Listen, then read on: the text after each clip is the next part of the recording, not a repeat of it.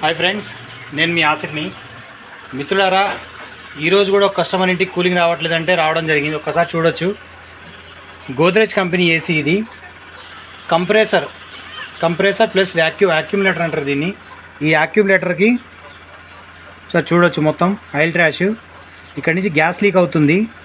ఈ gas leak ఎందుకు అవుతుందంటే దీనిపైన నేను ప్రతిసారి చెప్తున్నా కదా, జాకెట్ రిమూవ్ చేయించుకోండి అని చెప్పేసి. ఈ జాకెట్ రిమూవ్ చేయకపోవడం వల్ల మొత్తం రస్ట్ వచ్చేసి ఇక్కడ నుంచి గ్యాస్ లీక్ అంటూ అవుతుంది. దయచేసి ఇప్పటికైనా ఎవరైనా మీ ఇంటికి ఎవరైనా టెక్నీషియన్ వస్తే తనకు 200-300 సర్వీస్ ఛార్జ్ ఇచ్చి ఆ జాకెట్ అనేది రిమూవ్ చేయించుకోండి. లేదంటే మాత్రం ఇట్లా గ్యాస్ పోయే అవకాశాలు ఉంటాయి. ఇప్పుడు ఈ కస్టమర్కి వచ్చేసి ఇది నాన్ ఇన్వర్టర్ ఏసీ. మీరు చూడొచ్చు, జస్ట్ ఒక కెపాసిటర్ మాత్రమే ఉంది.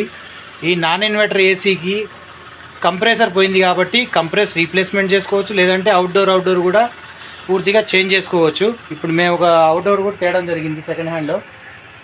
అది వేరే కంపెనీది. ఈ అవుట్డోర్ తీసేసి డైరెక్ట్గా వేరే అవుట్డోర్ కూడా పెట్టుకోవచ్చు.